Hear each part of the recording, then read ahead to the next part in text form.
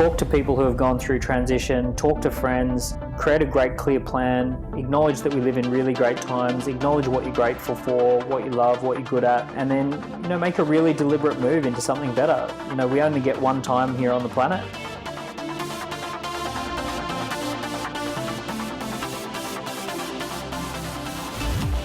On today's episode of Escape the Rat Race Radio, I'm very pleased to welcome Mr. Daniel Priestley. Now, Daniel really has been at the forefront of the entrepreneur revolution for at least the last 10 years. He has 3 successful best-selling Amazon books, Key Person of Influence, Entrepreneur Revolution, and his most recent book, Oversubscribed. Daniel's a successful entrepreneur who's built and sold businesses in Australia, Singapore, and the UK. He's also the co-founder of the Key Person of Influence Accelerator program for entrepreneurs and leaders. And he's been named as one of the top 25 entrepreneurs in London influencing the business scene. So it's a real pleasure to have Daniel on the show today. And Daniel will be sharing his wealth of experience of working with business owners, early stage entrepreneurs who have successfully made the transition from full-time employment to launching their own businesses. And the grass is not always greener on the other side, as so many people think. And we'll be going into the depths of that in the interview today. So let's not wait around any longer and head over to our interview with Mr. Daniel Priestley. So welcome to Escape the Rat Race Radio, Daniel. It's a pleasure to have you on the show today. Sounds like a fun chat that we're going to have. Yeah, it certainly is. It was by chance, really, that we bumped into each other before Christmas. I believe you were holding your annual Christmas party and celebrating the successes amongst your community. Yeah, we had a room full of entrepreneurs. What could possibly go wrong? Excellent stuff. So Daniel, we know you obviously as the key person of influence and someone who's been at the forefront of the entrepreneur revolution for, well, a good 10 years that I'm aware of and probably much longer. You've helped tens of thousands, if not hundreds of thousands of people launch their own successful businesses in that time. So I'm really keen to understand, where did this all begin for you, Daniel? I've always had an entrepreneurial passion right from the age of teenage years. I didn't know there was a word for it called entrepreneurship at the time. I just liked going out there, solving problems and making money. So from age 10, I was running garage sales where I would get all the neighborhood stuff and put it in a garage sale and sell stuff to make money. And then I was doing odd jobs and chores for different neighbors in order to earn money. And then I got other people doing jobs with me and we set up car washes and things like that. Late teenage years, I did a lot of school dance parties and nightclub parties that evolved. So I've always kind of been entrepreneurial and I've always just enjoyed getting out there, solving problems and making some money doing it. Absolutely. And obviously now you've got companies which have offices all around the world. So when did it really start to take an international shape for you? I built a national business from 21 to 25 in Australia. We did $1 million a year in our first year, and then we built up to $10.7 million worth of sales in year 3 or 4. And then I got out of that and came to the UK, and I set up a UK business. And then when that took off, I then relaunched that in Australia and Singapore, and then US as well. So it kind of just evolved. I've always sort of thought big around businesses, and if you've got something that works in one particular city, there's really no reason why it wouldn't work in other cities as well. So I've always kind of thought around, create something that works in one city and then launch new cities. I guess one of the successes really that you've created a whole model around is obviously the Key Person of Influence 5-step method, which is pitch, publish, products, profile, and partnerships.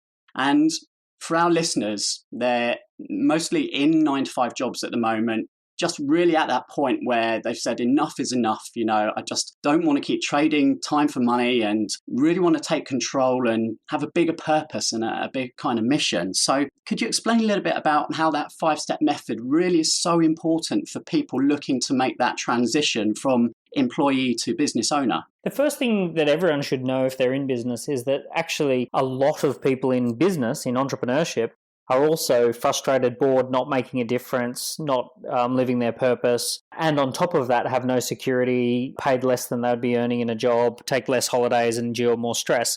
So it's not the land of milk and honey out in the world of entrepreneurship. What happens is that we notice what we call key people of influence. So let's say I'm an entrepreneur looking at the corporate world. And I go, wow, those people over at Deloitte, they earn fortunes, or Goldman Sachs, they earn fortunes. And I say, oh, how much does someone at Goldman Sachs earn? And it turns out that the average income at Goldman Sachs is £37,000, I think, whereas a very small number of people are earning £300,000, £500,000, £3, £4, £5 million. What happens is we have these key people of influence, and basically, in business or in corporate, the world revolves around these key people of influence. They're the ones who see deals first. They're the ones who attract opportunities. Their names come up in conversation. They have a lot of fun. They get invited on all the parties and the trips away. Because they're involved in all the deals, they make a lot more money. So what happens is we notice key people of influence, and we especially notice them if we're not in the industry. So, for example, I don't know a lot about photography. If I was to just, from a distance, look at photography, I'd probably notice the top photographers who earn a lot of money and travel the world having a great fun time. They're the key people of influence.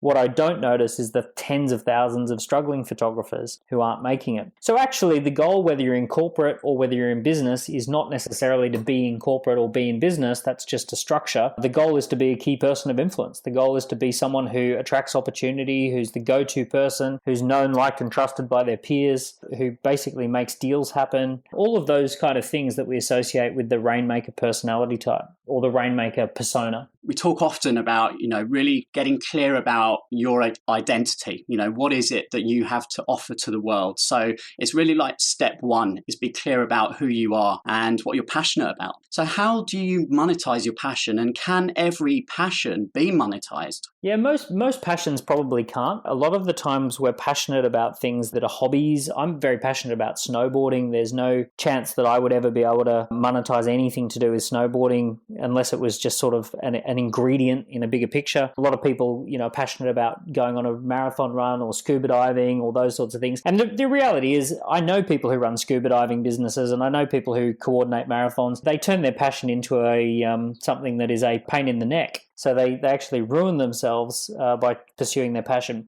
What we actually need to do is try and find a blend, something that we can be passionate about, something that we enjoy the work, combined with something that we can make money from, that has a financial model attached, combined with something that we're actually good at and can add value at. So the reason I can't make much money out of snowboarding is I'm no good at it. I'm okay on a green run and a blue run and a red run. I can get down the mountain, but I'm certainly not going to catch anyone's attention as a great snowboarder, and I don't have any insights around snowboarding that are unique to the snowboarding profession. So essentially what we're looking for is that overlap of something that we're valuable at, that we're good at, combined with something that we're passionate about, combined with something that we can make money from. The real trick is to actually blend some of this complexity. So if you are passionate like I am about snowboarding, I actually do leadership retreats in the snow, of course. So we take our leadership team and we go off to the snow and we talk business and we're in the snow. So every single year for the last 10, 15 years, I've been somewhere for a really good snowboarding trip. I've incorporated it into the business and I make sure I never miss out on that. So that means that my year has snowboarding in it. We've taken clients on snowboarding trips away where we took 30 or 40 clients, snowboarded all over the mountains dressed in fluorescent outfits. And, that's just blending some of that passion in. So I think a huge mistake would be to say, what am I passionate about and can I go off and make money from that, which would have led me off to something that I'm not necessarily going to succeed at. One of the things that I absolutely hate to see is when people who are really good at something in the corporate world throw their toys out of the pram and basically dishonor their last 10 years and dishonor their qualifications, dishonor their skills, dishonor what makes them valuable in the world because of a juvenile passion that they've got. And they're basically, what we want to do is not necessarily go pursuing just one thing, but really trying to find that blend. Does that make sense? It does. And a lot of people who do take that jump out of employment, like Michael Gerber describes in E-Myth, the technicians, where they end up working twice as many hours, just working on the thing that they love doing. And then it turns into something that they actually dread doing because, they hadn't taken on board all the other aspects that come with running a business. So being an entrepreneur is not for everybody. I guess that's something that people need to understand as well. That we have this idea of an entrepreneur as this solo person who goes out and starts something from scratch with a blank piece of paper, pitching from the seat of their pants, printing that first business card, working out what the first colors of the logo are going to be, setting up that first website. We think of the entrepreneur like that. But in actual fact, no money gets created like that. No freedom gets created like that. That's literally just the very first step in the journey. Where all the money and the freedom and the fun comes together is actually in what's called an entrepreneurial team. So an entrepreneurial team really happens between 3 and 12 people is an entrepreneurial boutique team, a lifestyle team. And then there's a scaling up team, which is 12 to 50 people. And then there's a high performance team of 50 to 150 people. Really, the wealth creation phase is in the team coming together. So when we think about the idea that not everyone is cut out to be an entrepreneur, I would agree that not everyone is cut out to be the very first person who registers a company, sets up a bank account, goes and pitches for that first client with very little to show for why they should be trusted. I would agree that being the very first person or the founder, which gets way too much credit, is probably not for everyone. But I can tell you that there's a huge middle step between corporate and being the founder called being part of an entrepreneurial team. One of the things that a lot of corporate people would absolutely love, rather than starting from scratch, is joining 6 or 7 or 10 people and being employee number 10 or being partner number 3, because that's where the value and the wealth creation actually happens anyway. Yeah, that completely makes sense. And it can be a very lonely journey when you're starting out, as you say, when you're trying to be solopreneur and you've had this great idea and you get to a point where, it does become too much, and you start to realize that, we all have natural strengths and weaknesses, and we need to partner and find other people who share our mission and our purpose and can add value to the bigger thing that we're creating. And I can totally agree with that. Yeah, so I'm a big fan when someone says to me, let's say someone's got a job at a big law firm and they're sick of working for a law firm that's got 5,000 employees type thing. I always say, well, go out and find a little disruptive legal business, law business that's 15 people who are scaling up to 50 people and that they're looking for that entrepreneurial team. See if you like it first before you completely start from scratch. Try the entrepreneurial team before you try the solopreneur thing. In many cases, you can still work from home. You can still have flexibility. You can still be in a coffee shop on your laptop, making things happen. So you get a lot of that entrepreneurial spark, but you're not starting from absolute scratch. And it de-risks things for you as well. So it's easier to sell someone else's product, or you should at least find out if you can sell someone else's product before trying to create your own, perhaps. Yeah, 100%. And then the other thing I also say is, let's say, not that I advise it, but let's say you are going to make a radical shift, like you're going to go from being a corporate lawyer to a yoga instructor. I'm a massive fan of just going and getting a weekend job at some other loosely connected business or an evening job. Go and see if you can get an evening job at Lululemon. Go see if you can get an evening job at the local yoga studio, even if you're doing some menial thing. But just to get the actual experience of what that business feels like to be on the other side of the counter, what it feels like to be on the other side of the website. Because a lot of businesses feel really glamorous when you're a customer, and they're really not glamorous when you're behind the scenes. Fantastic advice. Yeah. Daniel, how important is it for someone to start with the end in mind, to really have the future vision? And we talk about knowing your why and setting goals, but how critical is that to someone's success when they're starting and launching a new business? I think it's not a bad idea to have something that lights you up, and it's not a bad idea to have something that your heart, beats fast for as far as a big vision. But the truth is that it's going to change over time, and you're going to learn and evolve as the business grows and evolves. In the early days of business, it's really just simply important that you have a very clear vision that your customer understands. So rather than having a clear vision that you understand, which I would describe as internal clarity, you actually need something called external clarity, which is your ability to create clarity for a customer. So if the customer doesn't care about your big vision, because you're not explaining it correctly, or either because they don't care about it, or because it's about you and not about them, then really it doesn't matter for a startup. A startup only matters what the customer, at the early stages, the clarity that matters is not your own internal clarity. It's the clarity that the customer has for your product and your service. And it's the ability to sell it. Of course, you need to have a why. You need to know why you're doing it. But you probably already had that, which is why you quit your job in the first place. Maybe your why is family. Maybe your why is freedom. What tends to happen in the entrepreneurial journey is you get a lot of clarity about your business's global why, when you hit about 25 people. When you hit a few million in revenue and you can start seeing this happening all over the world, and you start hearing back from customers who signed up with you a year ago, 2 years ago, 3 years ago, how you changed their life, then you get a real clear about what the business's why is. So for me, when we started Dent Accelerators, it was all about accelerating people's businesses, and it was about, the clarity was all about what we could do for the client and how we could turn them into a key person of influence and grow their business. 3 years later, we started hearing stories back that actually this allowed people to support charities. It allowed people to solve more meaningful problems. It allowed people to get out of the day-to-day running of their business and into transformational thinking and into big thinking for the world. And then we created our new why, which is to empower entrepreneurial teams to solve the world's most meaningful problems. And that was something that we came up with when we were about a team of 20 to 25 people on our team. And it was after about 3 to 5, it was about 3 years in where we kept hearing our clients say that what we had empowered them to do was to solve more meaningful problems. That's really interesting. I think one of the key things for people who are thinking about it is just to make that first step, isn't it? It's just to do something, because undoubtedly it's never going to end up like you thought it was going to. Yeah, it changes and evolves over time. If you want to have a thought about what you should be focused on really early on, one of the absolute first things you need to do is to put together a beautiful brochure for the product that you're going to sell, even if you intend to be a digital business.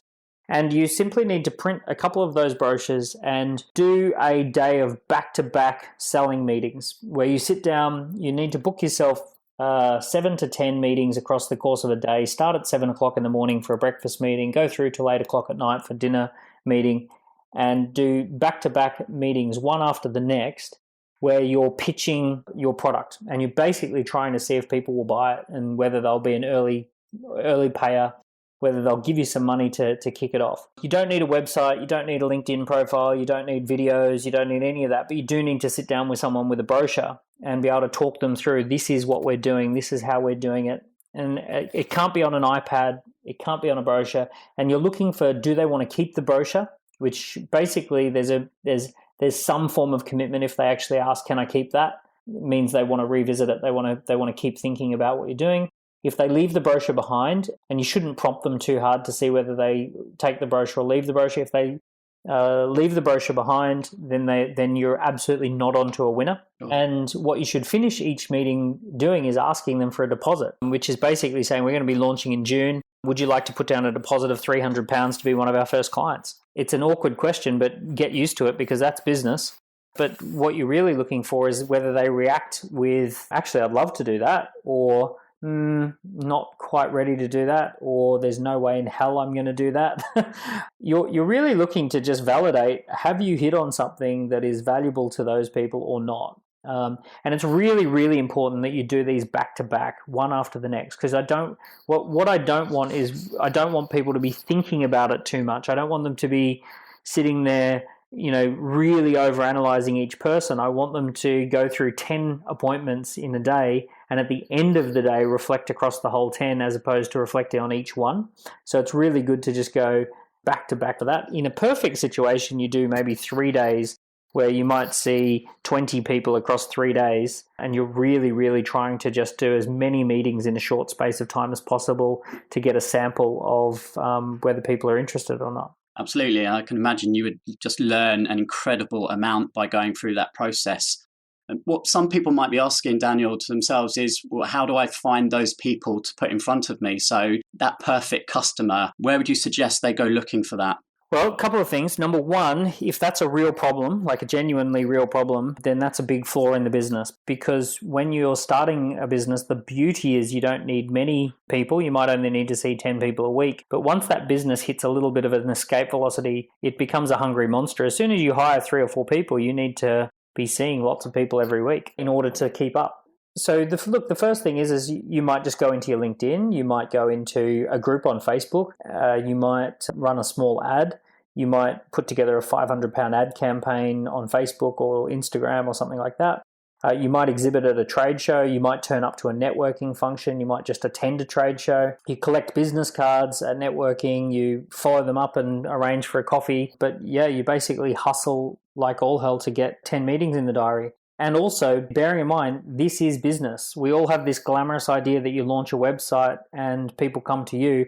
No one comes to you. Yes, there's Instagram, right time, right place, lots of funding, blah, blah, blah. But for every Instagram, there's an Insta not, there's 10,000 Insta nots or not Instagrams.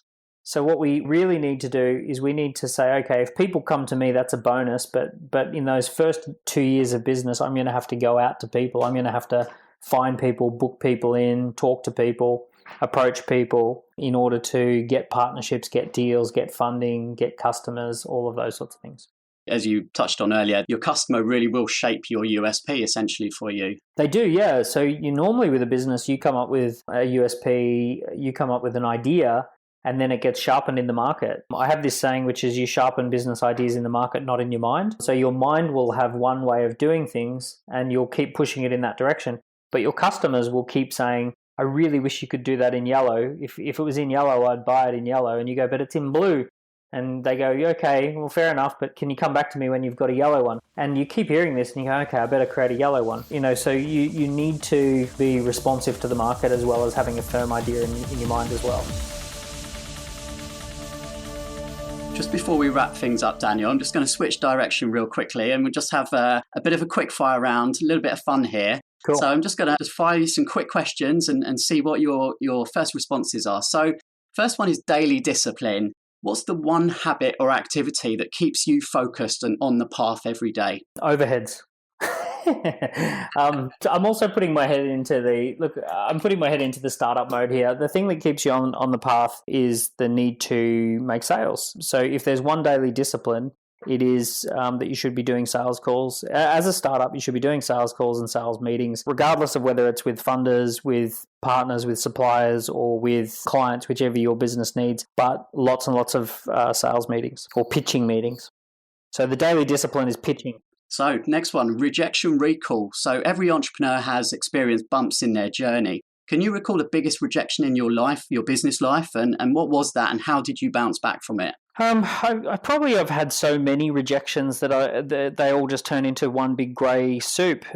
So business is rejection. So when you send out an email to a database of 10,000 people, you expect that 9,500 of them won't even open the email these days. When you go networking, you expect to meet 10 people and book appointments with 2. So 8 people have rejected meeting with you.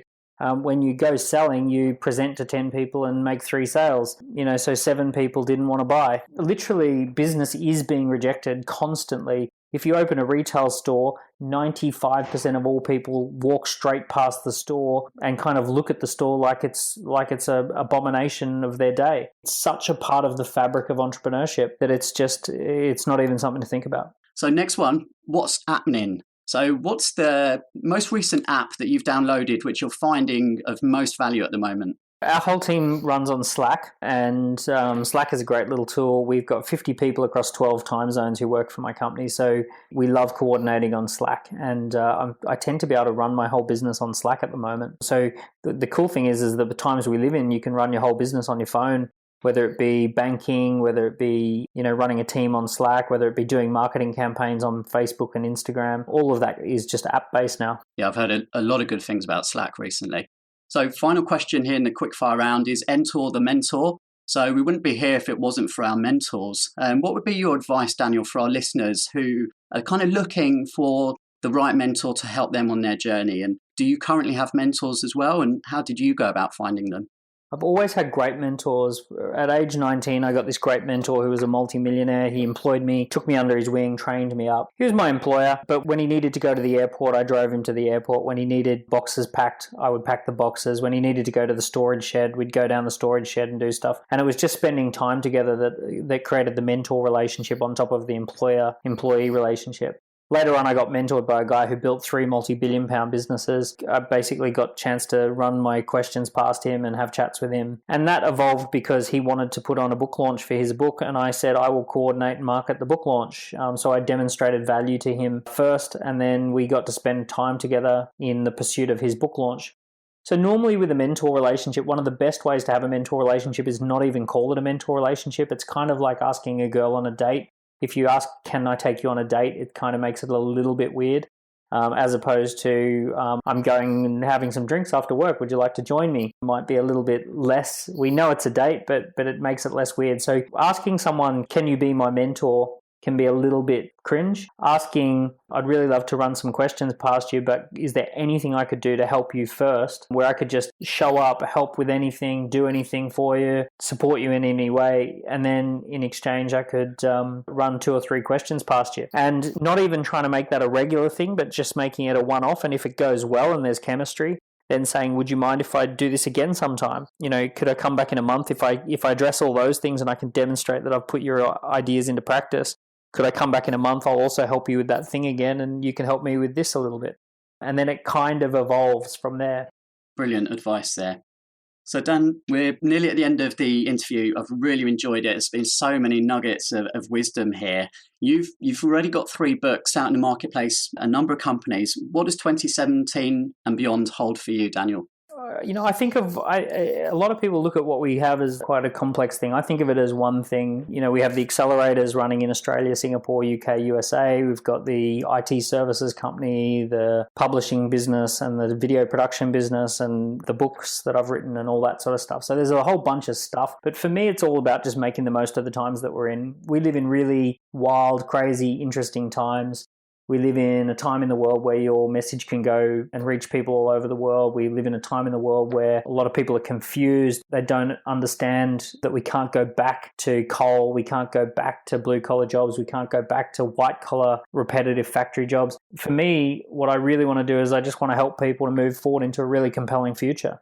I want people to enjoy the future. I want entrepreneurs solving meaningful problems. I want to see entrepreneurial teams solving the world's problems. And I'm just really, all I do is I just get up every day and just look for ways to do that. And sometimes it turns into publishing. Sometimes it turns into media or technology. Sometimes it turns into me speaking at things. Sometimes it turns into me having a chat on a podcast. But it's all just in the context of making the most of the times that we're in and helping people to have a compelling future. And if there's someone listening to this, Daniel, who's sat behind that desk, really hating their job and looking for an escape route out, what would be one piece of advice you'd leave us with? Well, for starters, I would look at what do you love about it? There's no job that you've been in if you truly hated it, you would have gotten out of it in the first couple of weeks. There's probably elements you hate and elements you love. Be really clear about what you love and what you hate, because you don't want to throw the baby out with the bathwater. Talk to people who have gone through transition, talk to friends, create a great, clear plan, acknowledge that we live in really great times, acknowledge what you're grateful for, what you love, what you're good at, and then, make a really deliberate move into something better. We only get one time here on the planet, as far as I can tell. So make the most of your time, but also don't throw away what you've worked for. You have this analogy that when you're, have I got time to share a quick story? Of course, yes. So when I was in Bali, I climbed this mountain, this huge mountain called Agung, and I climbed up from midnight to 6 o'clock in the morning, and I got up to the very top of the mountain. And the guide got us there right when the sun was coming up over the horizon, and we're just looking at this beautiful landscape, and the sun's coming up. And then there's this other mountain that appears on the horizon, which is this huge mountain that sits on an island. And I said, "Oh, what's that mountain?" And he said, that's this other mountain over there." And I said, "Wow, well, I wonder what it would be like to climb that mountain." And we started talking about that mountain, and the guide just put his hand on our shoulder and said, "Why don't you just appreciate the mountain you're on?" And I was like, wow, okay, yeah, great point. The reason I didn't appreciate the mountain that I was on is because I was too close to it. I was standing right on it. So to me, it just looked like rocks and dirt, but actually I was on a mountain of value. So when a lot of people look at their own life, they fail to see the mountain of value that they're on. They lose perspective. So it's very easy to see someone else's mountain. It's very easy to see, oh, there's this other person who's doing these cool things, especially with the help of Instagram. But realistically, we have to start by appreciating the mountain we're on. Daniel, been an absolutely fantastic guest today. If people would like to get in touch with you and find out more about everything you've got going on, where would be the best place for them to head to? I'd just say, leave me alone. Stop it. They can. No, I'm just kidding. They can have a chat on Twitter. They can read my books on Amazon or Audible. DanielPriestley.com. I do a lot at keypersonofinfluence.com, and my company is dent.global. Brilliant. Thank you so much for being a guest on Escape the Rat Race Radio today, Daniel, and I wish you all the very best for your future. Thanks for having me. Well, I hope you enjoyed that interview with Daniel as much as I did. I learned an incredible amount there. I particularly enjoyed Daniel's advice with regards to if you are currently in a full-time job and you're not quite sure which is the route out, is to really think hard about, well, what would I love to do? What are my passions? Okay, and Daniel said that it's not easy to monetize every passion.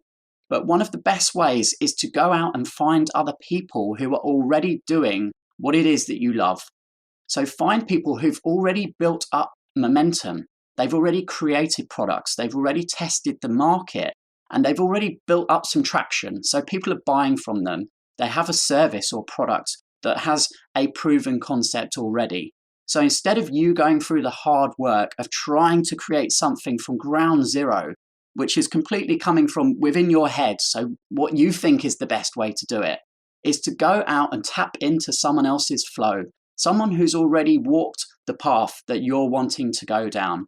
And as Daniel said, as an example, if it's yoga, go and find a part-time job. Go and spend a few hours a week and immerse yourself in that scene.